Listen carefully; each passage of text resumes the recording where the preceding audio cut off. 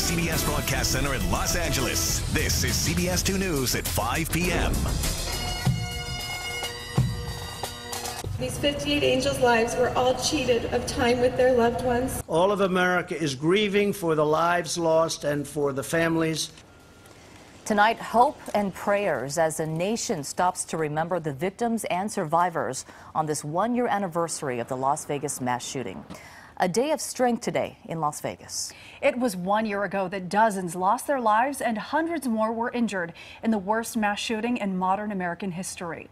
At 10:01 p.m. October 1st of last year, a gunman unleashed a barrage of bullets at the Harvest 91 Music Festival from his hotel suite at the Mandalay Bay Hotel and Resort. The Clark County Sheriff concluded the gunman acted alone.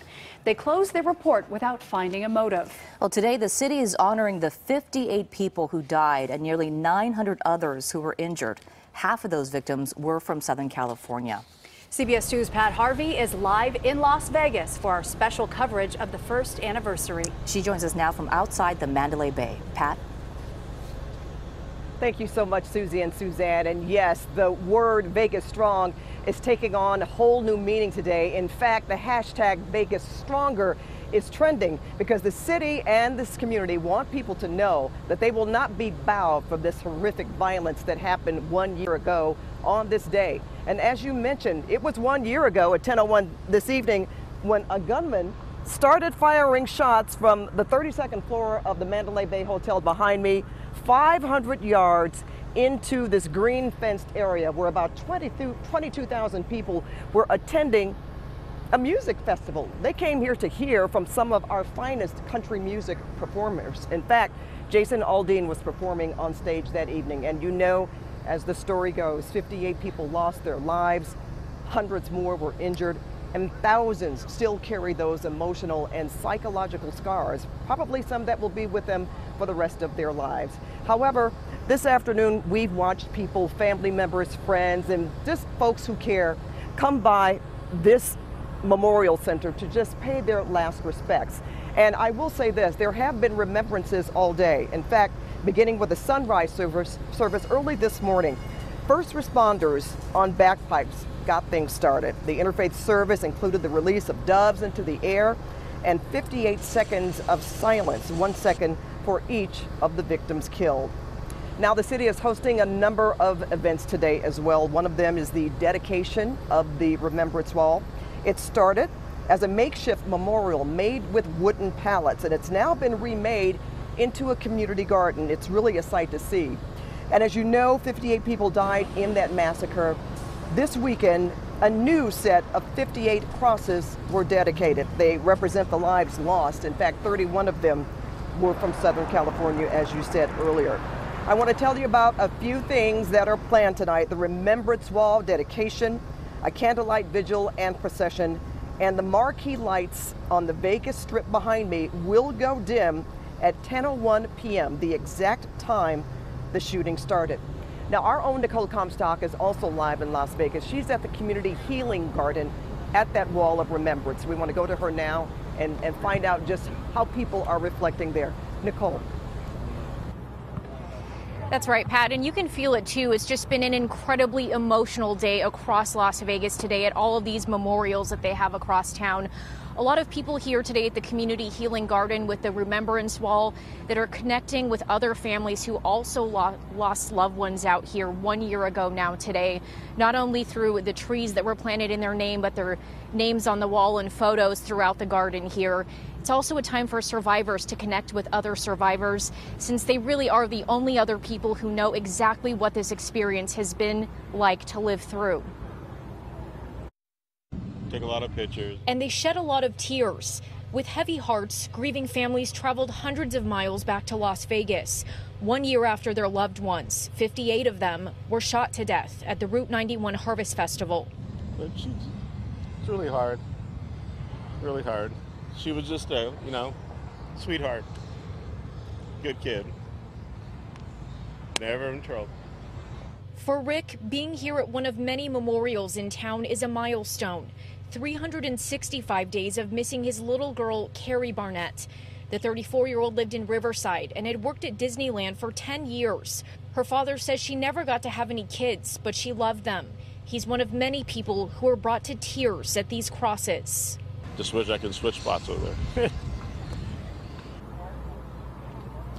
And as you mentioned, Pat, they are doing the dedication of this remembrance wall out here this evening at about 6:30. And then also later this evening at 10 o'clock, they'll be reading all the names of those 58 victims, which is expected to be very well attended out here. As you can see, all the people out here early trying to get a spot. We'll send it back over to you right now, Pat.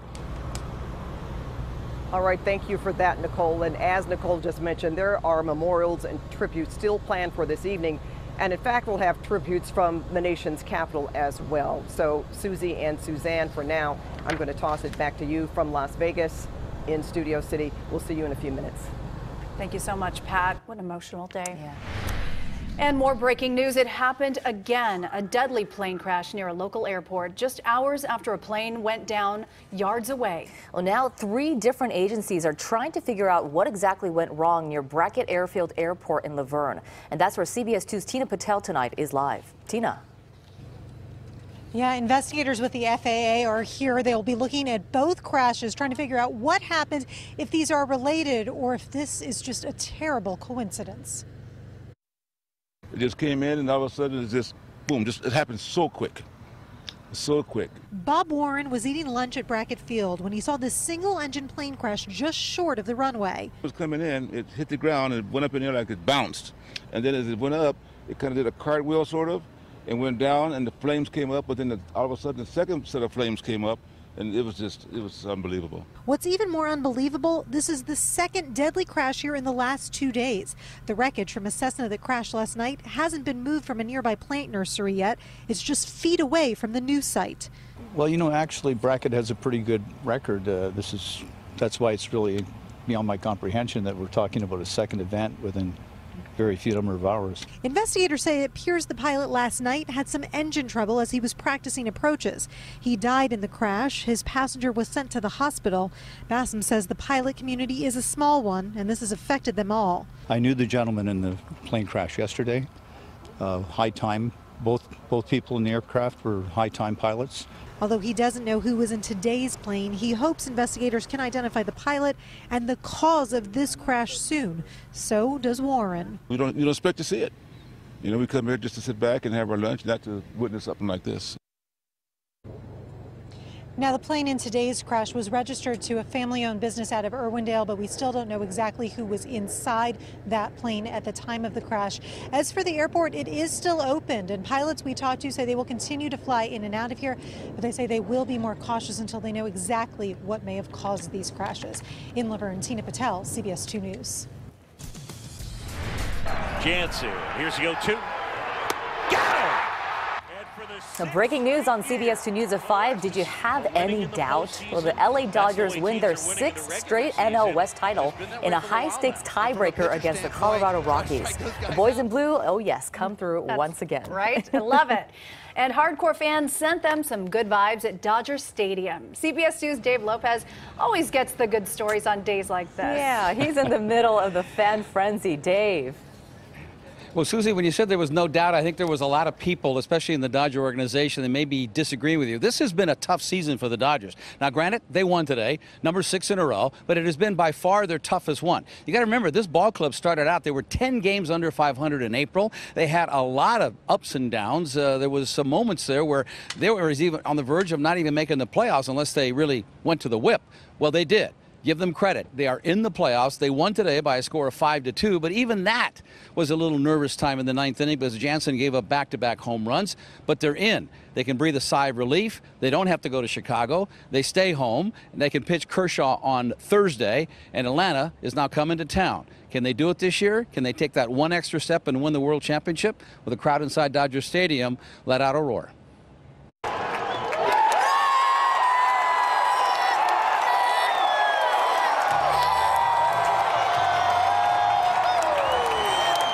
At exactly 4:31, it was over. The Dodgers, after stumbling out of the gate, being mediocre for most of the season, catching fire, and then winding up in a tie, did it. 6 straight National League Western Division titles. You're not jumping up and down. Oh man, I'm a calm type, but yes, I'm excited. I'm glad the Dodgers won. We got the playoffs now. Now it starts for real. So were you nervous at the end? I kind of was. Really, huh? Totally. I'm extremely nervous. Yeah. He pulled it out, though. It was 5-0 Dodgers in the top of the 9th. They brought in Kenley Jansen, who promptly gave up back-to-back bombs, home runs. The crowd booed, and then he settled down. It's been that kind of season for the Dodgers. Nothing easy. And the crowd, they were nervous. We're not worried about the regular season anymore. Now it's time to get over the hump. I knew we'd do it. I knew we'd pull it off. Go Dodgers! I knew we had it. I knew we had it. We had it. It's our year. We're going to win this. We're taking it, baby. Right. We're taking it all this time. Thank you. So as the players danced on the field and people waved the Dodger banner, the crowd cheered. Exhausted, glad it's over, and now, bring on Atlanta. All right, so now the next step in the playoffs begins Thursday right here at Dodger Stadium. They'll play Thursday and Friday against Atlanta. The times of the games will be determined later on.